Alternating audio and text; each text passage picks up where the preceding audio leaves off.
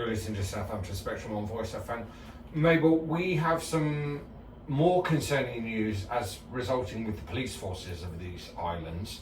This is predominantly Police Scotland. So this is what this latest news article is about. Yeah, so I think a couple of months ago now, right after the Supreme Court ruling, we talked about the British Transport Police there, who said that they would have male officers strip search trans women who are suspects there when needed to be done. And now the police force in Scotland, Police Scotland, the second largest force in the UK, have also announced that trans women will be searched by and large by male officers.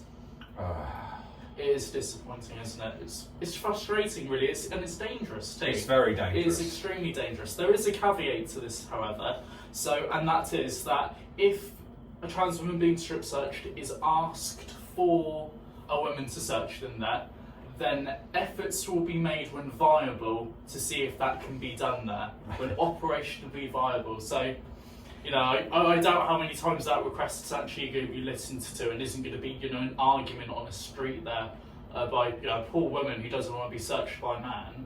So, yeah, this is a really scary time right now. And funnily enough, when a woman police officer is able to or is willing to, wording, whatever, when there is the chance there for a woman police officer to search a woman suspect, a trans woman suspect, they have to do this. They have to do pages of paperwork for it. So it has to be signed by an authorising officer. It has to be signed by the police officer who's going to do the search, as well as the person who needs to be strip searched. They're not going to do that. Not if you think about it operationally. Yeah, it's a nightmare. Like, imagine how long that would take. Yeah, it's impractical. Yeah, it would destroy the police force. Surely, is it how? Yeah, we're just going to strip search you on the street. Please sign here, here, here, and here, and give us some time to find.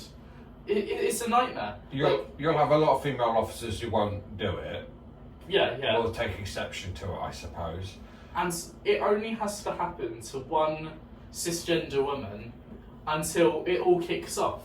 Until you've got one poor woman who doesn't happen to be trans there, but is suspected of being so for whatever reason, who does get strip searched by a man, and whether they try and find a police officer to do it, they're a woman, or the paperwork can't be done, there's not the time, they're kicking and screaming, no, they don't want to be, maybe there's trauma involved or whatever. It just takes that happening one time for the police force to be sued.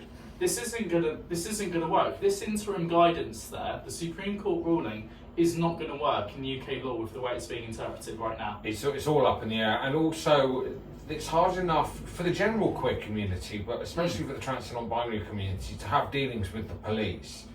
If you have dealings with the police and this is in the back of your mind, and you could be possibly strip searched by male officers if you're a trans woman. It's terrifying. You're just going to want to have absolutely nothing to do with it. Yeah, and if you think about hate crime statistics, you know, it's already suspected that a large number of hate crimes in especially the trans community just aren't being reported. If, you know, with this going on, no trans woman's going to want to talk to the police at all there. I know that sometimes some police officers turn up to march in pride events in the uniform. I don't think they can seriously do this after they're changing all their decisions on searching trans folk. I mean, if they're able to look at themselves in the mirror. How can you... it's not up for me for organisers to decide who does not and doesn't come to different pride events. But you've got to ask the question, are they really representative of the community? Yeah. I have met a trans female police sergeant. Yeah. And she told me some horrible stories about her time in the police force. I bet there's loads of horror stories. You've got to think to yourself, the queer officers in the police force, they must be under a tremendous amount of pressure. Absolutely. I saw a Daily Echo article in between songs actually about a local police officer in Hampshire region who told a woman on Tinder that I can't say the words on there, but they wanted to do some horrific things to this poor woman there. It's already scary enough as it is, and it's just going to make things harder and harder. It is. It's very difficult.